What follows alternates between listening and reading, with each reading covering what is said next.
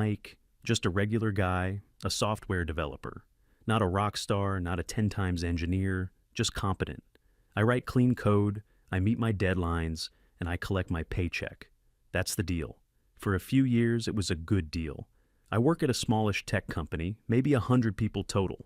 We make a very specific, very profitable piece of business-to-business software. You've never heard of it, but it makes a lot of money for our clients, so it makes a lot of money for us. My corner of the world is the core engineering team, the engine room. There's only 3 of us who really matter. There's Harvey, our lead engineer. He's been with the company since the beginning, probably in his late 40s, seen it all, done it all. Harvey is the definition of no nonsense. He doesn't do small talk. He doesn't do office politics. He does code. He can look at a problem that has 3 junior devs stumped for a week and solve it in 10 minutes with a few lines of elegant, brutal logic. His feedback on a code review is short, sharp, and always right. Some of the younger guys think he's grumpy or intimidating. He's not. He's just focused. There's a job to do, and everything else is noise. Then there's James. James is our systems architect and admin, the wizard behind the curtain. If Harvey is the engine, James built the entire ship around it. He manages all our servers, our databases, our network infrastructure, the whole digital universe we live in. James barely speaks. I mean, literally. In a given week, you might hear him say 20 words. His communication is almost entirely through Jira tickets and commit messages. He's not shy or awkward, just economical. He sees verbal communication as a low bandwidth, high error rate protocol. When James does speak, everyone freezes and listens, because it means something is critically wrong. And then there's me, Mike. I'm the bridge between them. I take Harvey's designs and build features, and I make sure they run smoothly on James's infrastructure. The 3 of us had a system. It was a thing of beauty. A new project would come down from management. Harvey would break it down into logical components in a planning document. We'd have a single 30-minute meeting where he'd walk us through it. No ideation sessions, no blue sky thinking, just the facts. Questions were asked, answers were given, and then we'd get to work. James would provision the necessary resources. I'd start coding the front-end components. Harvey would handle the complex back-end logic. We'd communicate through comments on the code. It was perfect, efficient, no wasted time, no drama. Our manager, a decent enough guy but technically clueless, loved us. He'd just point us at a problem, and a few weeks later, a finished working solution would appear. He never had to worry about us. We were the fire and forget team. The rest of the office was a bit more normal. Sales guys making loud calls, marketing people having long meetings about the color of a button. We didn't mind. They did their job, we did ours. There was a professional respect. It was a quiet, productive, and stable environment. And then the company hired Carmen. The announcement came in a company-wide email. Please welcome Carmen, our new head of people and culture, not human resources. That was the first red flag. Harvey read the email over my shoulder. He just made a little sound and went back to his code. That sound from Harvey meant more than a 10-minute speech from anyone else. It meant batten down the hatches. Carmen's introductory email to the company was a masterpiece of corporate jargon. It was about fostering synergy, creating brave spaces, amplifying diverse voices, and unpacking our cultural paradigms. I had to read it 3 times and still had no idea what she was planning to do. Her first week was just observation. She walked around the office with a notepad and a pen, a little smile plastered on her face. She'd watch people interacting, taking notes. She spent a lot of time near our little corner. It was like a zoologist observing a strange, newly discovered species, the quiet species, the species that just typed and didn't talk. At the end of the week, she scheduled a culture kickoff meeting with our team, just us 3 and our manager. We file into the conference room. Carmen is there, smiling brightly. She starts by saying she's so excited to get to know us, and that she's identified our team as a key area for cultural growth. I've noticed you guys are all very focused, she said, and that's great for productivity.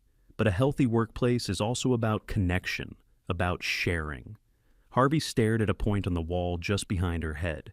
James was looking at the network port on the wall, probably assessing its data transfer rate. I just nodded, trying to be polite. Our manager was nodding enthusiastically, like a bobblehead. So, Carmen continued, I want to start a new tradition, Mindful Mondays. Just a quick 15-minute check-in at the start of the week. We can go around and share something personal from our weekend and state our emotional intentions for the week ahead. The silence in the room was deafening. My manager finally broke it. That sounds fantastic, Carmen. A great initiative. Harvey didn't even blink. Carmen's smile tightened a little. Great. So we can start now. I'll go first. This weekend, I repotted all my succulents, which was very grounding. My intention for the week is to foster openness. She turned to our manager. He talked about his kid's soccer game. Then she looked at me. I panicked. I fixed a leaky faucet. My intention is to finish the ticket for the new API endpoint. Her smile faltered.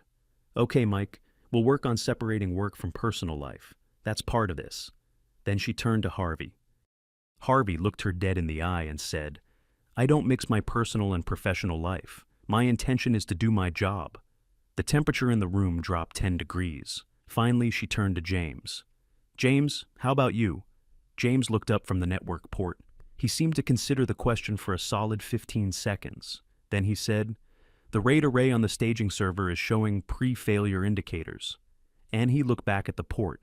Carmen looked completely lost. She just clapped her hands together and said, Well, this was a great first session. Lots to build on. The meeting ended. As we walked out, Harvey muttered, just loud enough for me to hear, The noise begins. That was just the start. The Mindful Mondays became a weekly ritual of cringe. We'd sit there in silence while Carmen and our manager talked about their weekends. The rest of us would give one-sentence work-related answers until she gave up. But she didn't give up. She doubled down. Next came the emails. So many emails. Emails about unconscious bias. Emails about microaggressions.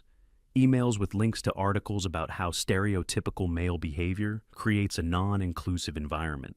One of them had a whole section on how quietness in men can be a form of intimidation. Harvey printed that one out and taped it to his monitor without comment. Then came the new communication guidelines, posted in the company's Slack.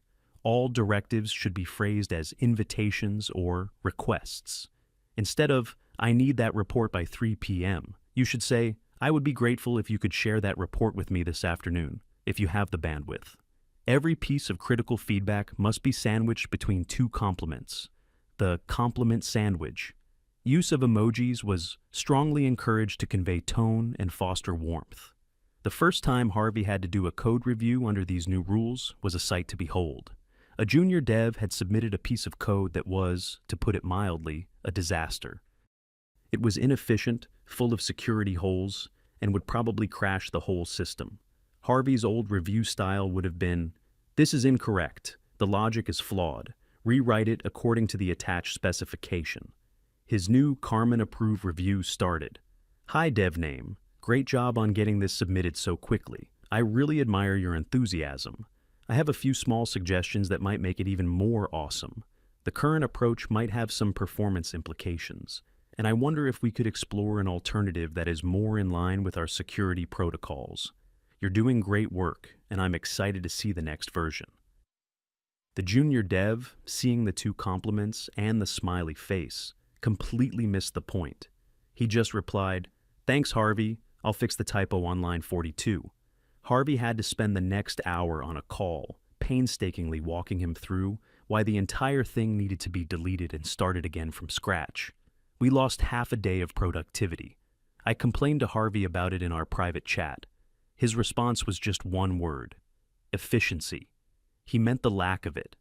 Things were getting slower. The easy, frictionless way we worked was being gummed up by this layer of mandatory emotional performance.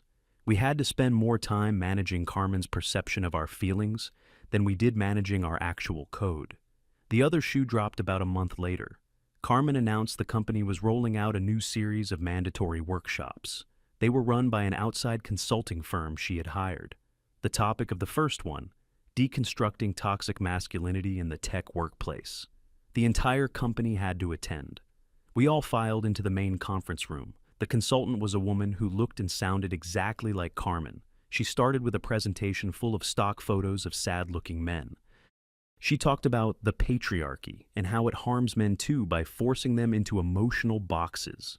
She said things like male stoicism and a focus on problem solving are often defense mechanisms that create hostile environments for other genders. I looked over at Harvey. He was staring at the presenter with an expression of pure scientific curiosity, like an entomologist watching a particularly strange beetle. James had his laptop out and was, I'm 99% sure, actively triaging server alerts during the presentation. Then came the interactive portion. The consultant asked us to break into small groups. She wanted us to go around and share a time we felt emotionally unsafe at work. I was in a group with Harvey, a guy from marketing, and one of the women from the design team. The marketing guy talked about a time his boss yelled at him. The designer talked about feeling intimidated when men in meetings talked over her. Then it was Harvey's turn. He was silent for a moment. Then he said, "I feel emotionally unsafe right now. This mandatory workshop is forcing me to perform emotional labor I did not sign up for, under threat of professional reprisal. It is a violation of my personal boundaries." He said it in the same calm, factual tone he'd used to describe a database schema.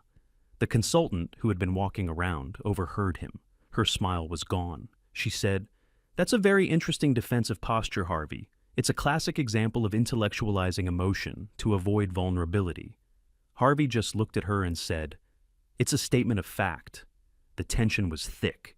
Carmen quickly stepped in and said, "Thank you for sharing, Harvey. That's very brave. Let's move on to the next group." After the workshop, our manager pulled Harvey aside. We couldn't hear what was said, but when Harvey came back to his desk, he was different. There was a new level of cold fury in his eyes. He didn't say anything. He just sat down and started typing, with a force that made his keyboard rattle.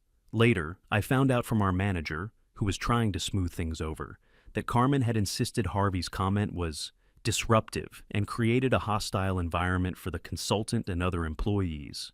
She wanted to put him on a formal performance improvement plan for his attitude.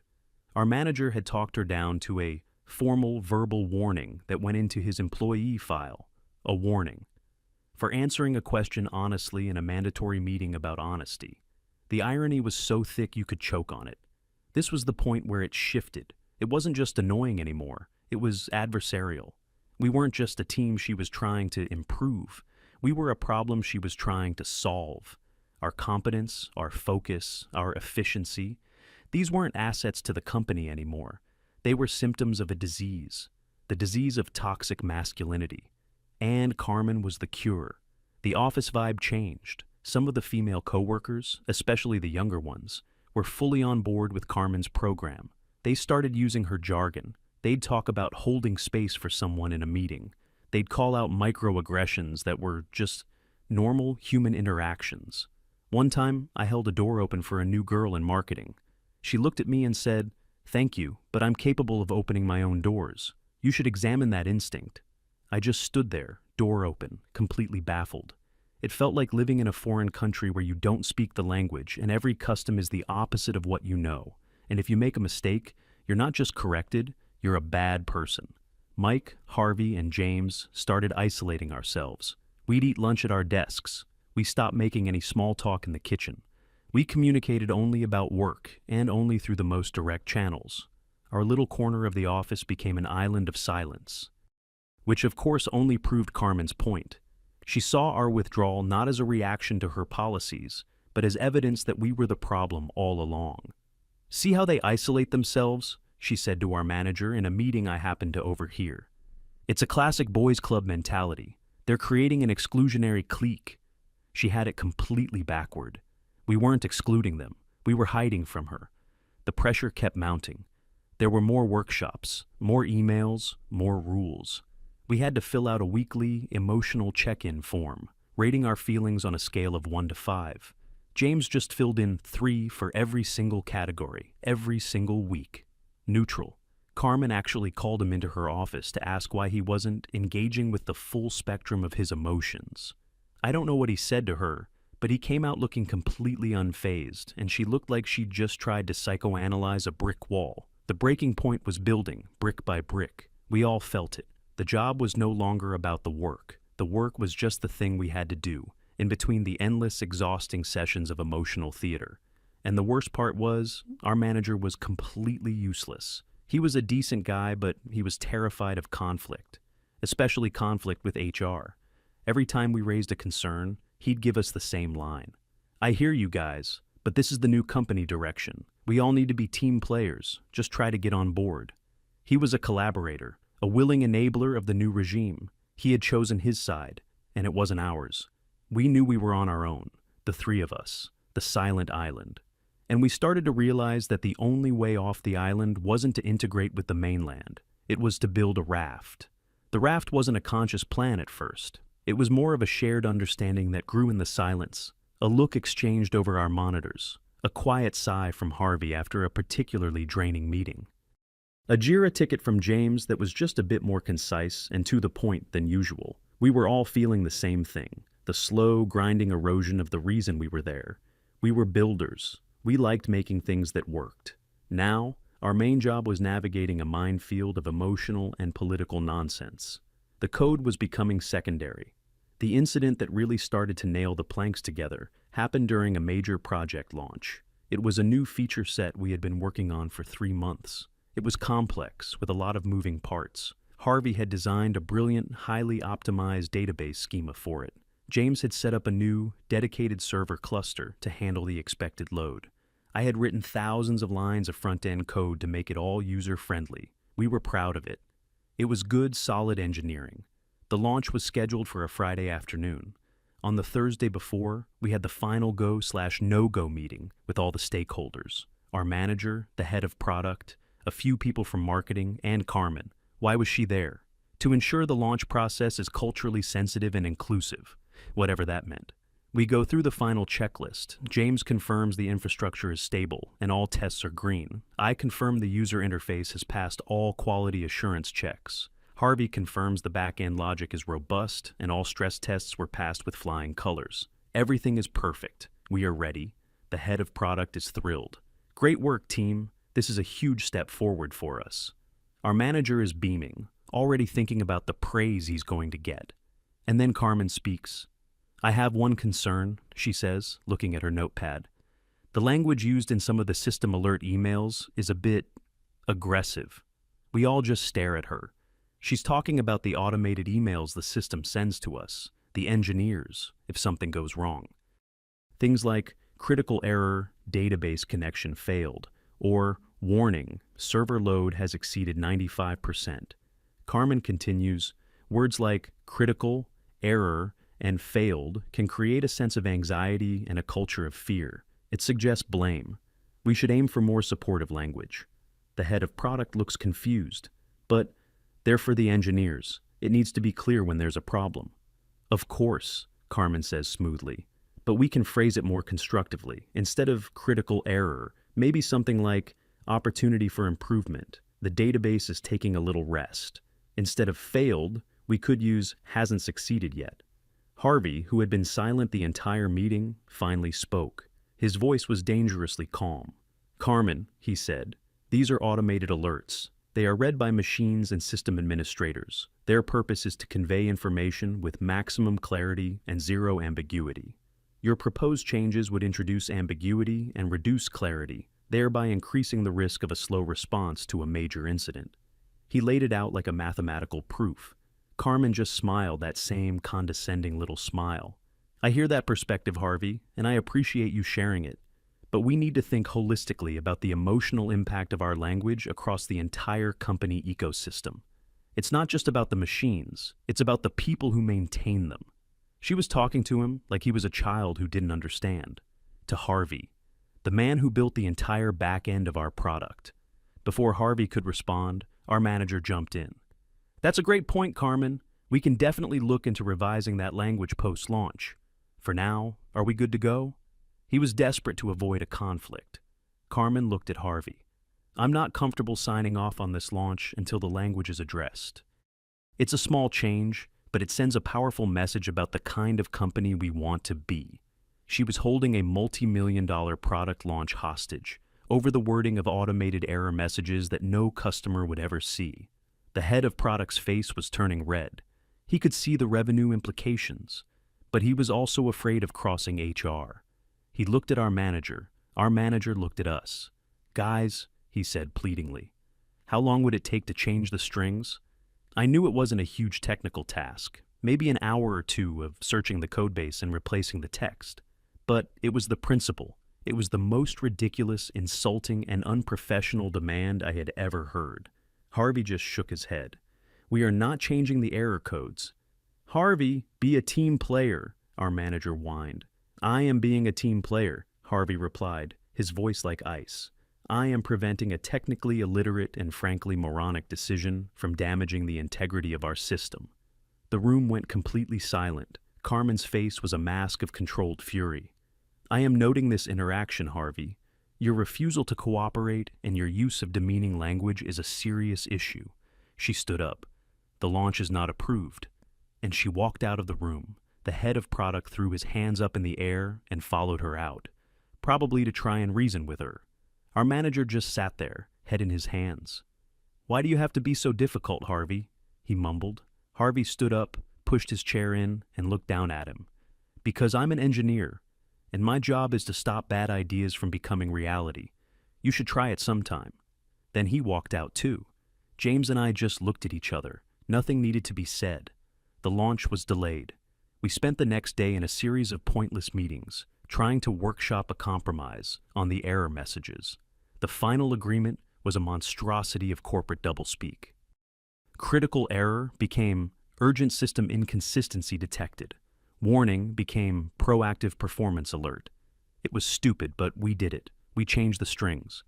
The launch happened a day late. It went fine, technically, but something was broken. The trust, the professional respect. It was gone. Harvey had been publicly humiliated. His professional judgment, honed over decades of experience, had been overruled by someone with zero technical knowledge on the basis of pure ideology. And our own manager had not only failed to defend him, he had actively helped the other side. He had betrayed his team. That was the moment the raft became a real thing. That evening, Harvey sent a message to a private group chat he had created for just the three of us. The chat was named The Engine Room. His message was simple. "LinkedIn profiles updated?" I knew what he was asking. I replied, "Working on it?" James's reply came a minute later. "Affirmative." We didn't talk about leaving. We didn't have to. It was just the next logical step. The system was no longer functional. It was time to find a new one. But we weren't just going to drift away one by one. That wouldn't send the right message. A silent pact was formed. We were in this together. The atmosphere in the following weeks was surreal. Carmen, having won the battle of the error messages, was emboldened. She saw us as a project. 3 broken men she was going to fix. She started scheduling mandatory one-on-one coaching sessions with each of us. My session was first. It was in her office, which was decorated with motivational posters with phrases like, "Speak your truth," and "Vulnerability is a superpower." She had a file open on her desk with my name on it. "So, Mike," she began, "I wanted to create a safe space for us to connect. I've noticed you're very quiet in meetings. I'm curious about what's behind that." I gave her a non-answer. "I prefer to listen and process before I speak." "That's a common defense mechanism," she said, nodding sagely. "Often men are socialized to believe their voice isn't valuable unless they have a solution. We want you to feel you can share your feelings, not just your ideas." She was trying to psychoanalyze me. She asked me about my relationship with my father. She asked me if I ever felt imposter syndrome. I just gave her bland, short answers. I was a gray rock. After 30 minutes of this, she sighed. "Well, this is a start. Our goal is to get you to a place where you feel comfortable being your authentic self at work." My authentic self wanted to be at my desk, writing code, not being interrogated. Harvey's session was next. I can only imagine how that went. He was in her office for exactly 7 minutes. He walked out, came back to his desk, and put on his noise-canceling headphones. He didn't speak for the rest of the day. The final straw wasn't a big dramatic explosion. It was a small thing, a quiet final insult that made everything clear. The company had an internal awards program. It was mostly a popularity contest for the sales guys. But there was one technical award, the Innovation Award, for an individual or team who made a significant technical contribution that year. For the last 3 years, it had gone to our team. 1 year for a database migration, James pulled off flawlessly. 1 year for a major refactoring, Harvey did the doubled the product's speed. This year, everyone knew it should go to us for the new feature launch. Even with the delay, it was the biggest technical achievement of the year, by far. The awards were announced at the all-hands company meeting. Our manager is on stage, reading the winners. He gets to the Innovation Award. This year, the Innovation Award goes to someone who has truly pushed our company forward, challenging us to think in new ways and fostering a culture of brave communication. The winner is Carmen. The room was silent for a second. Then a few people, mostly from the marketing team, started clapping politely. Carmen walked up to the stage, beaming, and accepted a cheap glass trophy. She gave a speech about how the greatest innovation isn't in code, it's in connection, and how she was so proud of the emotional growth she was seeing in the company. I looked at Harvey. He wasn't angry. He wasn't surprised. He just had a look of calm, final clarity. He caught my eye and gave a single, almost imperceptible nod. I knew what it meant. It's time. James, who normally never looked up during company meetings, was watching. He saw the nod. He looked at me, then at Harvey.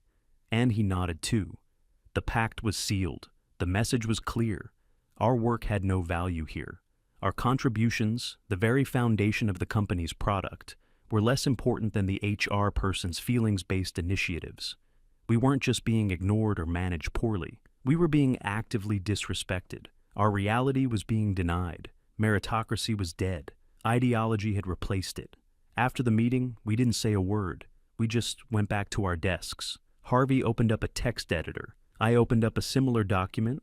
I knew James was doing the same. We were all typing the same few sentences. The raft was built. The tide was coming in, and we were about to set sail. There was no anger left, no frustration. Just a cold, quiet resolve. You can't fix a system that is fundamentally broken. You can't reason with people who have redefined reason itself to fit their narrative. You can only do one thing: leave. And we were going to leave in a way they would never forget. A way that was as quiet, efficient, and devastatingly effective as the way we used to work. The plan, if you could call it that, was brutally simple. There were no long, whispered conversations, no secret meetings. It was all coordinated in our private chat, the engine room. The day after the awards ceremony, Harvey posted a single message. Monday, 9 a.m., in the manager's office. Resignation letters in hand, effective immediately, acknowledge. My reply came 3 seconds later. Acknowledged. James's reply, a single letter, appeared a moment after. A. That was it. The entire coordination for a move that would decapitate the company's technical leadership took less than 10 seconds. The rest of the week was strange. It was like watching a movie where you already know the ending. I went about my work, closing out my tickets, documenting my code. I wasn't doing it for the company. I was doing it for whatever poor soul would have to take my place. Professional courtesy. Harvey was doing the same, adding detailed comments and documentation to the most complex parts of the system. He was leaving behind a perfect map of the kingdom he had built, knowing the new rulers wouldn't be able to read it. James was a whirlwind of quiet activity. He was standardizing configurations, updating security certificates, and writing a comprehensive state of the infrastructure document. He was putting the entire digital nervous system of the company into a pristine, stable, and utterly incomprehensible state for anyone but him. Carmen, meanwhile, was on a victory lap. She sent out a company-wide email with a picture of her holding her Innovation Award. The subject line was, "Celebrating a new kind of innovation." She announced a new mandatory workshop series, Men as Allies, a journey into supportive masculinity. We just deleted the emails without reading them. They were irrelevant, noise from a world we were about to leave behind. On Friday afternoon, Harvey walked over to my desk. He didn't say a word. He just placed a small, portable hard drive on my desk. I knew what it was. A full backup of all our personal development tools, configurations, and private code libraries that we had built over the years. The things that made us fast and efficient. The company didn't own them, we did. I nodded, took the drive, and plugged it into my machine. Then he walked over to James's desk and did the same. It was our severance package to ourselves. That weekend was the calmest I'd felt in months. I typed up my resignation letter. It was short, professional, and gave no reason. To give a reason would be to engage in their game, to act as if their opinion mattered. The silence was our message. Monday morning arrived. I walked into the office at my usual time, 8:45 a.m. The air was thick with the usual Monday morning groans and the smell of coffee. Carmen was standing near the kitchen, telling a story to a few of the marketing staff, laughing loudly. I ignored her, went to my desk, and powered on my machine for the last time. I did a final wipe of my personal data and logged out. Harvey and James came in a few minutes later. They did the same. No words were exchanged. At 8:59 a.m., Harvey stood up. He looked at me, then at James. We stood up too. The three of us in single file walked towards our manager's office. People in the open plan office looked up, curious. The three of us never went anywhere together. We walked into his office. He was on the phone, and he looked up, annoyed at the interruption. Then he saw our faces. His expression changed. I have to call you back, he said into the phone and hung up. What's up, guys? He asked, trying to sound cheerful. Harvey stepped forward and placed his letter on the desk.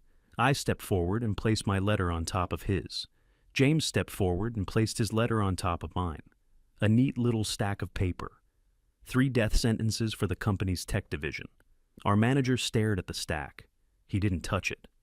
What is this? He asked, though he already knew. Our resignations, Harvey said. Effective immediately. Immediately? He squeaked. You can't do that. You have to give 2 weeks' notice. No, Harvey said, his voice flat. We don't. This is an at-will state. We are terminating our employment. The letters have all the details. We'll be at our desks for the next 30 minutes to collect our personal belongings. The manager's face went from white to red. Is this about money? We can talk about a raise, a big one. We just stood there, silent. Is this about the award? It was just a silly thing. It didn't mean anything. Silence. Come on, guys. Don't do this to me, to the team. We're a family. That was the line that broke Harvey's silence. No, he said, and his voice cut through the manager's pathetic whining. We are not a family. We are professionals, and this is no longer a professional environment. Goodbye. He turned and walked out. I followed. James followed me. We walked back to our desks. By now, the entire office was watching. The news was spreading like wildfire. We started packing our things. A few books, a coffee mug, a picture of my dog. Our manager came rushing out of his office, his phone to his ear. He was probably calling the company's CEO. Then Carmen appeared. She walked over to our area, her arms crossed, a look of utter disbelief on her face. What is going on here? She demanded. None of us looked at her. We just kept packing. You can't just leave, she said, her voice rising. This is incredibly unprofessional and disruptive. You're abandoning your team. I just zipped up my backpack. This is exactly the kind of toxic, unaccountable male behavior I've been talking about, she said, her voice getting louder. Running away from problems instead of communicating. Harvey stopped packing. He slowly turned to face her. He didn't look angry. He just looked tired. We did communicate, he said, his voice even. You just didn't listen. You don't listen to words. Maybe you'll listen to this. He gestured around at our empty desks. Then he picked up his box and, without another word, walked towards the exit.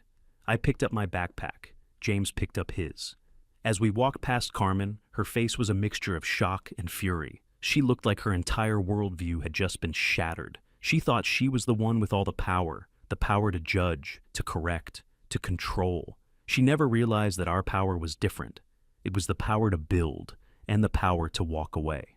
And we were walking away. The aftermath I heard about later from a friend who still worked there. It was a complete and utter catastrophe. The first domino fell that afternoon. A minor bug in the new feature set caused a data syncing issue. Normally, Harvey or I would have fixed it in 5 minutes. The remaining junior devs stared at the code for 6 hours and couldn't figure it out. They had to roll back the entire launch. The next morning, one of the main production servers crashed. It was the one James was scheduled to perform routine maintenance on that week. No one knew the root password. No one understood the custom failover scripts he had written. The site was down for 8 hours. 8 hours. They lost a massive amount of money, and their biggest client put them on formal notice.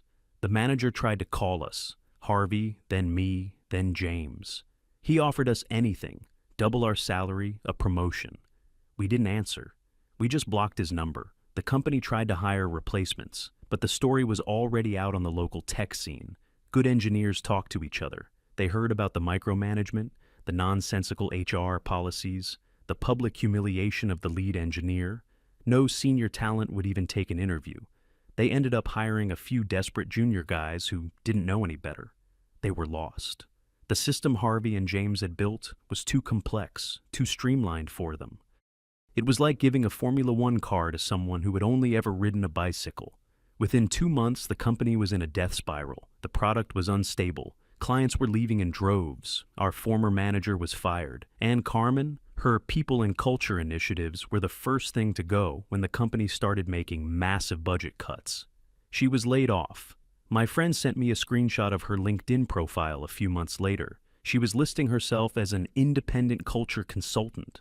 Her bio was full of the same old jargon about brave spaces and emotional authenticity. I don't know if she ever understood what really happened. I doubt it. In her mind, she was the hero, and we were the villains who couldn't handle progress. She never grasped the simple truth. She had taken a high-performance engine, and in her arrogance had tried to fix it by pouring sand in the gears. As for us, the 3 of us took a month off. Then we all got new jobs. Harvey and I ended up at the same company, a competitor to our old one. They were thrilled to have us. James went to a big data firm for a massive salary, where they basically left him in a room with 100 servers and let him do his magic. Sometimes the 3 of us still meet up for a beer. We don't talk about the old place much. But one time, after a couple of drinks, Harvey raised his glass.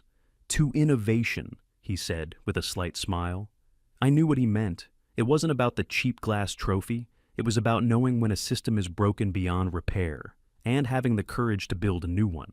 Or, in our case, to just quietly get up and leave the old one to rust. And that, in the end, was the most innovative thing we could have done.